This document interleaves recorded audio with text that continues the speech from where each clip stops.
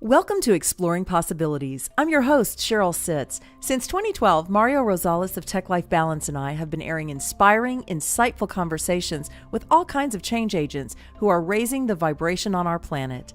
It's the intention of our show to explore possibilities and shift perspectives in holistic, spiritual ways.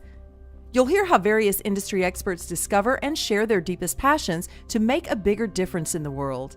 You can subscribe on iTunes, Stitcher, or Google Play. And do me a favor, please come back and rate the show so that new people can find us. We'll introduce our next guest in just a moment. Have you ever gone to a social media seminar and you have the online experts telling you, get a blog, get a website, get on social media, all this other stuff? By the time you're done with that seminar, that online expert is very good at frying your brain. And the funny part is, you come back home, you get in front of the computer, and you're lost. Hi, I am Mario with Tech Life Balance. I see this all the time. You spend so much money and still don't know what is going on with your online presence. And you probably don't need all of that. Let me go ahead and translate Geek to English for you and show you what you really need, because you don't need it all. You probably only need a few components. You have a great message out there, and I would like to hear it, and I definitely want to help you put it out there. I am Mario Rosales with TechLifeBalance.net. I produce this podcast because I love distributing messages. Let me help you distribute your message. Hi, it's your host, Cheryl Sitz. And when I'm not doing this podcast, I really enjoy coaching you on how you can have the life you really want. As creators of our own reality, there's a lot of ways that we can block ourselves, hold ourselves back, or just not get really clear on what it is we want. Once we do that, there is no stopping us. I'd love to help you do that. Get in touch with me at CherylSitz.com. All right, very special guest today. Dr. Samir Osmanagich was born and raised in Sarajevo, Bosnia, where he received degrees in political science, economics, and a PhD in Mayan civilizations. 20 years ago, he immigrated to Houston, where he's a resident author, researcher, and businessman. And in 2005, Dr. Sam, as he's lovingly called, discovered an ancient Bosnian pyramid complex consisting of the Bosnian Pyramid of the Sun, Bosnian Pyramid of the Moon, Bosnian Pyramid of Love, and the Bosnian Pyramid of the Dragon, the Temple of Mother Earth, tunnels, an underground labyrinth, and more. He later established Archaeological Park, Bosnian Pyramid of the Sun Foundation, to pursue excavation and geoarchaeological work. His Bosnian Valley of the Pyramids research project team consists of dozens of full-time employees, consultants, and volunteers from all over the world. I was lucky enough to meet Dr. Sam when he came and presented at the Children of the Law of One meeting in the Woodlands 3 years ago, and I'm so honored to have him with us today. Welcome, Dr. Sam. Thank you very much. I'm very happy to be with you. Well, thank you so much for your time. I know you've got a lot going on. I find it really fascinating that I met you here in Texas, where you had moved to, and yet you were able to go to Bosnia, where you were originally born, and have this major discovery. Tell me how that unfolded for you. Yeah, imagine that. I did my PhD about the Mayan pyramids. Yes. And the last 26 years since I've been in Houston, Texas, I've been researching pyramids all around the planet. Started with the pyramids in Central America, Guatemala, Honduras, El Salvador, Belize, Mexico, and concluding that thousands and thousands of pyramids have been still covered by soil, vegetation, in the jungle, in the forests. Only 5% of the Mayan pyramids have been uncovered. But then I expanded the field of interest to the other countries. Peru, 300 pyramids. Bolivia, pyramids 13,000 feet above the sea level. Of course, the Chinese pyramids, 250 of them in the central province of Shanxi. Pyramids in Indonesia, Gunung Padang, 29,000-year-old pyramid. Cambodia, like Koh Ker Pyramid. Canary Islands in the Atlantic Ocean, 103 of them. Then we have them on island of Mauritius in Indian Ocean. We have, of course, in Sudan, 224, in Egypt, 155. We have them on Italian soil, in Spain, Palencia, 3 pyramids. So really, I've concluded after 25 years of my work with the pyramids that the world of the past was the world of pyramids. Now, being in Houston, Texas, of course, Central South America was my aim. But then, not only that I realize that the pyramids are not built in Egypt and Mexico only, like they are telling us in schools, but also that the Egyptian pyramids were actually not built as tombs or pharaohs. Because out of oldest and the biggest Egyptian pyramids, so-called Khufu or Cheops pyramid, you don't have mummy of the pharaoh in the pyramid.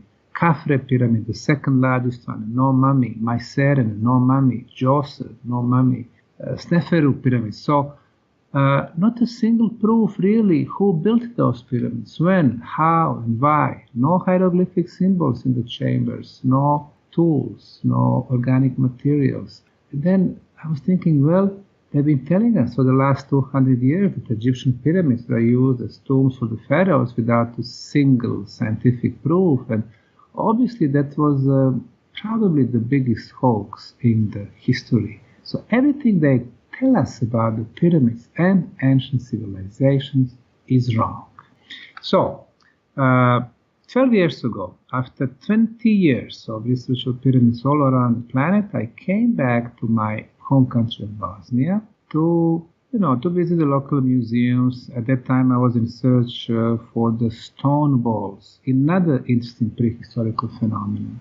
And I came to this little town of Visoko in central Bosnia, and then I saw a huge hill, as they called it, towering the town. The hill had 4 sides. It has triangular faces, corners, the same slope from bottom to the top. And then I took a compass, and compass showed me that the sides had been oriented perfectly to the cardinal points, east, west, north, and south. And based on my experience with the pyramids in Guatemala, Honduras, Mexico, China, and other places where they've been completely covered by soil and vegetation, I immediately knew that it was actually the artificial structure.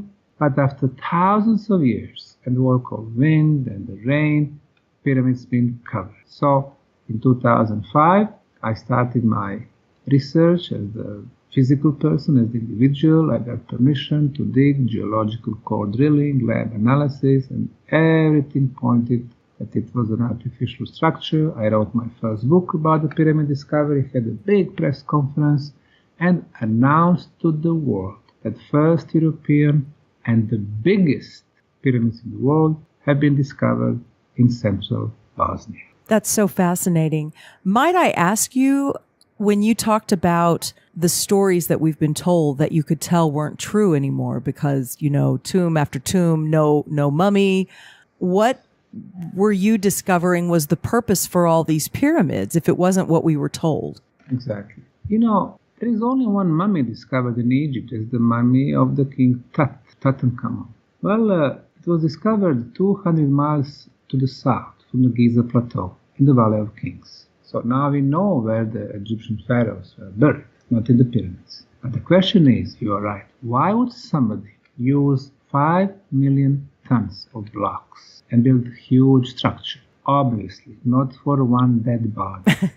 I mean, the pure logic is telling you, hey, they did something so huge, probably to serve generations and generations of living communities. In our Bosnian pyramid project, when we started first 5-6 years, we spent proving that we have a huge construction complex because we uncovered about 17 sections on the Bosnian Pyramid of the Sun, proving that 3 to 4 feet below the soil level there were blocks. We've analyzed them. They are concrete blocks. Some people call them geopolymers. Some people call them synthetic concrete blocks. And the quality is better than what we can make today. Inside the pyramids are passageways. Below the pyramids we have underground tunnels. We have a location very important because of the energy potent places below the Bosnian Pyramid of the Sun, which is the biggest, the largest on the planet, 722 feet, much bigger than the Egyptian one, 475 feet. So below the pyramid, iron plate.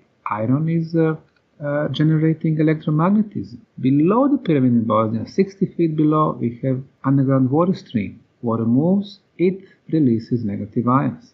And then 170 feet below, another water stream. So when you have two parallel water flows, in between, electricity is being generated. And then, of course, we have orgone energy, we have natural magnetism. So below the Bosnian pyramids, very potent energy place with the energy sources.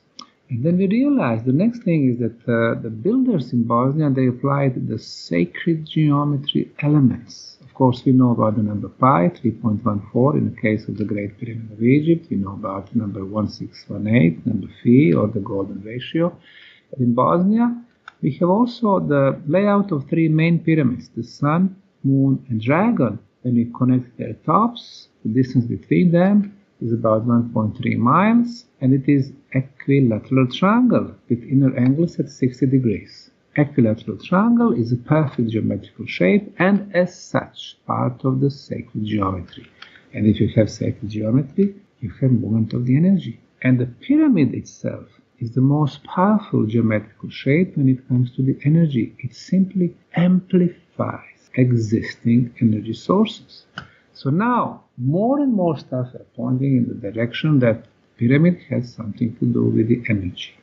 As early as 2007, since we have visits from Dr. Harry Oldfield from England, who invented special so-called PIP camera, with which he can film bioenergy fields, which are not visible to the naked human eye. Now, we knew that the natural ambient have those fields horizontal, static, above the cities, above the natural hills. But if you have energy active hills or pyramids or structures like tumulus, so on, those fields are vertical.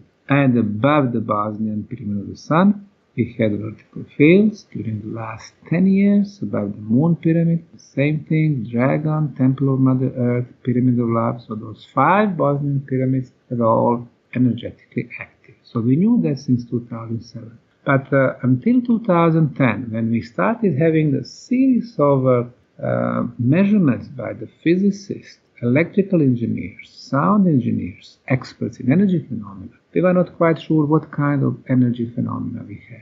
Now, those 3 types of the experts have proven that on the very top of the Bosnian Pyramid of the Sun, in the center, in the radius of 13 feet, there was an electromagnetic field, there was electrical field, there was ultrasound field. Now, when you get out of this radius, 13 feet, no measurements. You go back in, the measurement is there. So our conclusion, energy field does not go left or right, it goes up as the energy beam. So now we knew that not only that we have a huge pyramid construction in Bosnia with the most extensive underground tunnel network, but also we have very intriguing energy phenomena. This energy beam, and we realized that when we measure on the ground, and then 10 feet above, another 10 feet, that this energy was getting stronger and stronger. The same frequency of 28 kilohertz, but the intensity was getting stronger. Now, the engineers could not kind of believe that because they said, well, if the source of the energy is inside the pyramid or below the pyramid, then our physics, our technology works on the principle that if you move away from the source of the energy beam should be getting weaker and weaker. However, everything is upside down in this little country of Bosnia, so the Bosnian pyramids work differently. You move away, energy is getting stronger and stronger. So if we can name our technology Hertzian technology, then this phenomenon let's name non-Hertzian technology, and really in 21st century we do not have such technology with non-Hertzian waves. However, the gentleman who was born just 150 miles to the west from Bosnian pyramids was experimenting with this type of technology in his lab in Colorado Springs in 1899, and his name was Nikola Tesla. He invented a transformer with which he was able to send energy beams wirelessly from one end of his lab to another one, and he was able to light up the light bulbs. And just before they are going to burn down his lab, because he was becoming a threat to the commercial science, he did the last experiment. He sent the beam to the ionosphere, which reflected, coming back to the Earth, much stronger, non-Hertzian phenomenon, and then he lit up 10,000 homes in Colorado Springs for the first time in our civilizational cycle, proving that clean energy was possible, unlimited quantities of energy was possible, non-Hertzian phenomenon was possible, wireless transportation was possible, and finally, the free energy was possible. Have American corporations accepted this discovery? Of course not. 100 years ago, free energy was not a good thing to be invented. Yeah. How will J.P. Morgan and his colleagues, billionaires, sell the free energy and make money? So, they cut the funds for Tesla, started investing money in inferior and very expensive Edison's technology, building very expensive hydro, thermal, nowadays nuclear power plants, building very expensive transformers, cable lines, losing 20 to 30% of those cables, so they can sell the energy to us, end users, for a lot of money. This is what we call the profit economy. But the time will come and the free energy will be available to all of us. And that will be the first pillar of the free society. And the second pillar will be the free flow of knowledge. Instead, knowledge going only to elites, and based on the monopoly of knowledge, they have monopoly in corporate world, media world, financial world, political world. Knowledge should be coming to all of us. And based on those two pillars, we should have a society of free women and free men. And back to Bosnian Pyramid Project, that's exactly what we promote here. We realize that the ancients were so smart, building the most powerful geometrical shape, the shape of the pyramid, and amplifying existing natural energy sources, getting the best frequencies and the most healthiest frequencies. What we have in the US 110 volts, Europe 220 volts, very bad for our brain cells. Mm-hmm. Cell phones, 0.9 giga, very bad for us. The Wi-Fi, starting with 2.4, 3, and 4 giga, these are frequencies of microwaves. So imagine we are out in the field and we are all cooking ourselves in the microwaves that we have created with our technology. The ancients were smart. They were amplifying existing natural frequencies, the best energy fields for us. You come to Bosnia. Below the Bosnian pyramids are the network of tunnels. You get inside, no Wi-Fi, no cell phone, no bad cosmic radiations, no underground negative energy from the water flows, no natural radioactivity. You get inside, your body for the first time has no enemies, and your body cells can do their job. What is their job? To fix the problems in the body, to start the regeneration, to start the self-healing process. So now we are coming to second very important purpose of pyramids, the healing. The first one, with that energy beam, which goes to the universe. It goes through our, ionosphere, meaning that it can reach any other planet because the beam is getting stronger and stronger. So, theoretically, you can establish energy bridge with any other cosmic bodies, and then the pyramid becomes very powerful communication device. So, communication device, number one. Healing aspect, number two. The third aspect, we have water in some of those tunnels under the pyramids. We've analyzed the water. First, we did conventional chemical microbiological analysis. It's drinkable, no viruses, no bacteria, which is interesting because this water has been there for 30,000 years. You would expect to be green, full of microbes, but no. Why? Because in those tunnels we have very high concentration of negative ions. Negative ions are very good for our body. They kill viruses and bacteria, they raise the level of oxygen.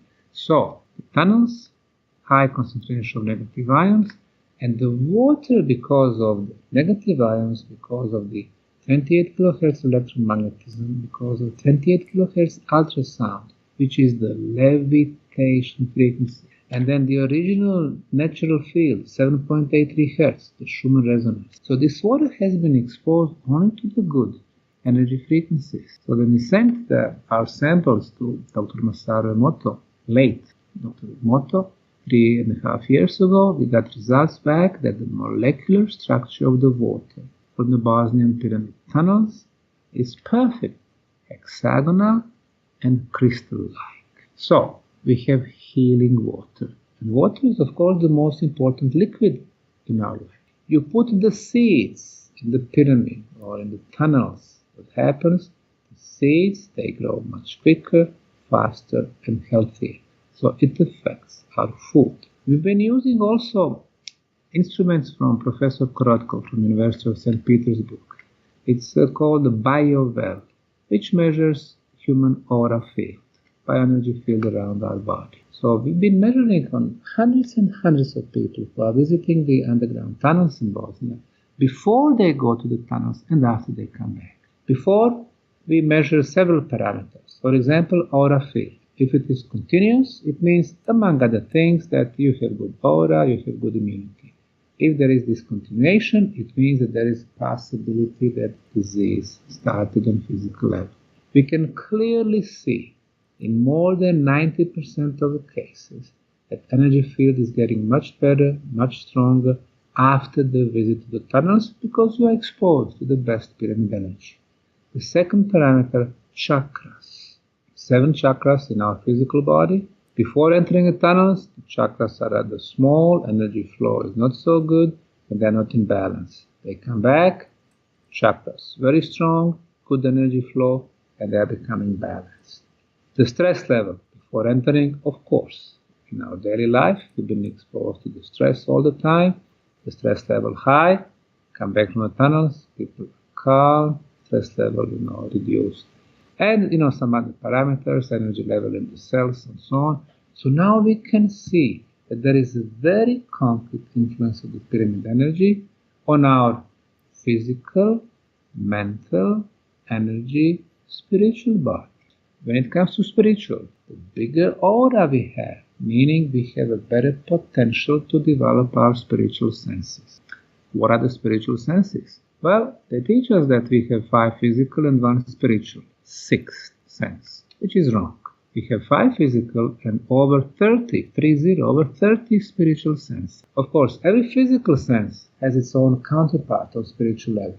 And we all have ability to hear more, not only very limited range from 10 hertz to 20 kilohertz, to see more, feel more, and to touch more and so on, but also spiritual senses like seeing other people's aura, telepathy, telekinesis, teleportation. These are spiritual senses. And with the help of the pyramid energy, not only of the pyramid, but also megalithic sites like Stonehenge, Avebury Hill, Silbury Hill, the tumuli phenomenon, plus places like Karnak in western France, Anand Shog in Sweden, Alesteiner, and some others. So big megalithic sites, they were there to collect and amplify the energies. But the pyramids are really the biggest and the most powerful energy amplifiers on the planet. Dr. Sam, I'd love to ask you real quick. Yeah. Have you had much pushback from some of this information that you're bringing out? I would think that there would still be, like in Tesla's time, plenty of people that wouldn't want us knowing that these structures can generate energy, magnify energy, help us heal ourselves, grow things better. Have you experienced any conflict from bringing this information forward? When we started the project back in 2005, 2006, the cultural establishment, first from this country, but also from other European countries, were so opposed to this project. They've been attacking us. They've been writing petitions against our project. First, 23 Bosnian archaeologists, geologists, historians, museum curators, asking the government to stop, not to allow us to dig. Even though we established non-profit, non-government organization for the cultural heritage protection, for the archaeological digging, they wanted to stop us. But when the Bosnian Prime Minister came to the site, when he saw the results of excavation, big, rectangular, concrete blocks, he confirmed, well, this is a man-made concrete. He saw so many hundreds of theories. He said, this is good for Bosnian economy.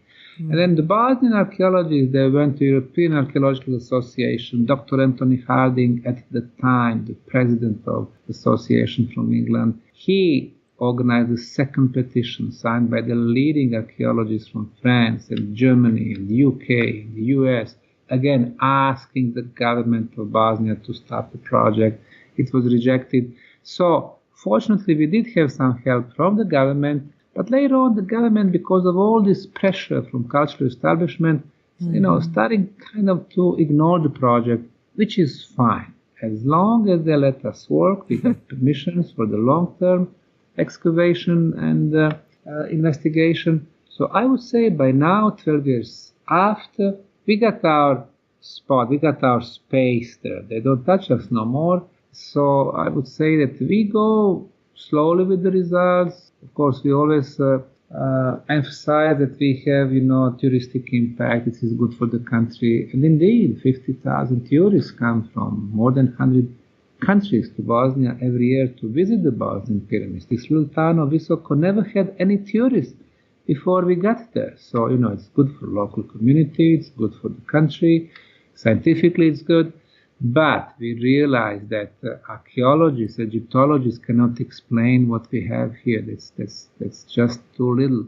We started as an archaeological project. Then we went to do interdisciplinary scientific approach. We have pedology, biology, paleontology, geology, satellite screening, geothermal analysis. And then the third aspect, energy aspect.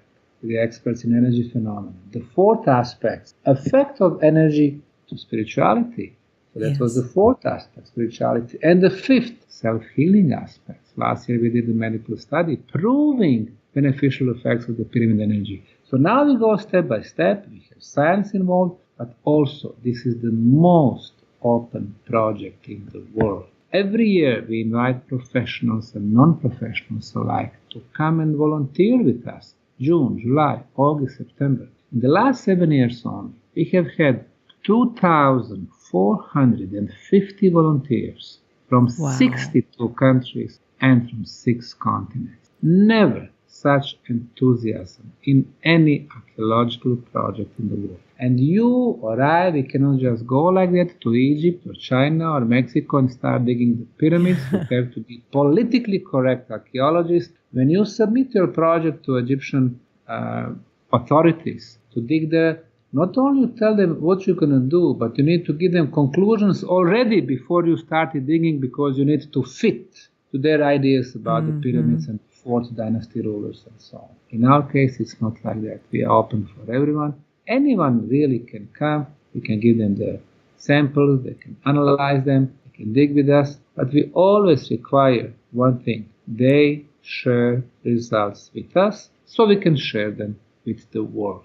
And have in mind that the largest pyramid projects, Egypt, China, or Mexico, are the most confidential projects because they are proofs that human history is not written right. They are all older than the end of the last ice age, 12,000 years plus, and they are aware that the history books would have to be changed. They don't want to allow that. Unlike them, in Bosnia, we know that, for example, the Bosnian pyramids, according to the radiocarbon dating, are 29,200 years plus minus 400 years old. So we go back for 30,000 years in the past. The human history is not the history of evolution, but it is cycle after cycle after cycle. The last one finished 12,000 years ago. Before that one, there was a cycle which finished 18,000, 30,000, 55,000, and 75,000 years back. So, this is humanity, and we need to learn about it, and then we need to let people know. So, thanks to our project in Bosnia, thanks to, for example, our friend Danny Hildman in Indonesia, 29,000 years old pyramid. Thanks to Dr. Klaus Schmidt, who discovered Göbekli Tepe in eastern Turkey, 12,000 plus years old site. We realize that we simply live in the last cycle of humanity, and before this one, there were several more. And of course, when it comes to pyramids, there is no evolution there also, because the biggest pyramids are at the same time the oldest and the most superior. In China, 250 of them, 20 biggest are the oldest pyramids, built from granite sandstone. Those that came later, mud brick, inferior. In Egypt, the oldest, granite from Aswan and limestone. Later came from mud brick. In Bosnia, again, the oldest, 3,000 years. So the knowledge has been brought to us. So now we don't talk only about the humans, we talk about those who inspired and who brought the knowledge with them. So obviously, because of pyramids, we need to change the history globally and so many individual countries, like Egypt, China, Mexico, Peru, Bosnia, etc. I'm curious if you have any theories, since you've been working so closely with this, as to how these pyramids were actually assembled, given that we've at least been led to believe that technology to do that did not exist before. I know one thing. I know that they were not made by 100,000 slaves like they've been trying to convince us in the last 200 years. Ancient Egypt, the one from 4,500 years ago, did not have the technology, skills, knowledge to move 5 million tons, because we don't have it even today to do the same thing. They were built more than 12,000 years ago. How do we know that? Because when they were opened by Ottomans, they found salt and seashells, meaning those pyramids were flooded. The last time in Giza Plateau was flooded was over 12,000 years ago. So they are very, very old. So now we know that somebody, more than 12,000, it can be 18, it can be 35,000, it can be very, very, deep in the past, had technology to do that. They were not built 20 years like they are telling us by the Pharaoh Cheops, but it was probably much, much quicker than that. Because if they were more advanced, and they were, why would they need so many decades to build something like that? So we can see that they were more advanced and that they were smarter because they knew all these energy potent places on the planet. They were using just local materials, sacred geometry, and they were getting exceptional results when it comes to the energy. They built machines to last almost forever. In the case of Bosnia, this energy amplifier has been working for 30,000 years, probably being the oldest perpetual motion machine on the planet. That's incredible. Have you met with people around how we can begin to use some of this technology now, or do you feel like the answer lies in reconnecting with the pyramids that exist on the planet? How can we extend this to greater good for more people on our planet, in your opinion? Yes, the two leading countries in the pyramid research at this moment are Bosnia and Russia. In Bosnia, we've proven that we have this self-healing aspect. And you would be surprised how many hundreds and hundreds, even thousands of people come to Bosnia because of the healing aspect. People come with a high blood pressure, they go out, very calm, normal blood pressure. People come with a high glucose in the blood, they go out, its sugar is normalized. People come with the tumors. Wow. They go out, tumors shrink to half or 1/3 of the size. People come with very, very serious diseases, and I don't want to advertise that at this point, but I can tell you very beneficial results. So we know that's one case. The second case, water, I mentioned molecular structure. What our Russian friends did, for example, Dr. Alexander Golod, who built 17 pyramids, the biggest one is near Moscow. He has proven that besides the medical and the healing aspects, which really proved our work in Bosnia, there are some others. For example, he put 5 tons of salt, kitchen salt, in the pyramid, and then he distributed it to the nearby prison where there were 6,000 prisoners. And they were using this salt in the breakfast, lunch, dinner. After 3 months, when he went back to the prison, he asked them, are there any changes with the prisoners? They told him, well, these are like brand new prisoners. The violence level was reduced to 0%. I mean, in the prisons, you always have people, playing with the knives and stuff. 0%. Wow. Only because of salt. So, obviously, there is a way that pyramid energy affects us as a social organization, individuals. Then what he did, he built a pyramid in the oil field. They were extracting the oil from the earth. The oil they were getting was 30% higher in production, and it was much better quality pyramid. So, he also realized, Dr. Golod, that once, he aimed this energy beam to the atmosphere, if you have a hole in ozone layer, you can fix that hole. The pyramid energy can be applied literally anywhere because it improves the molecular structure, whether it be humans, animals, plants, objects, production, and so on. Wow. That's what I'm saying. Only us two, Bosnians and Russians, we've been doing that. Why? Because we are the only one in Bosnia who have this interdisciplinary scientific approach. And we are open for everyone. And so many people come and we teach from, we learn from them. We teach them, they teach us. Yes. Russians, they've been doing that because there is a lot of private initiative there.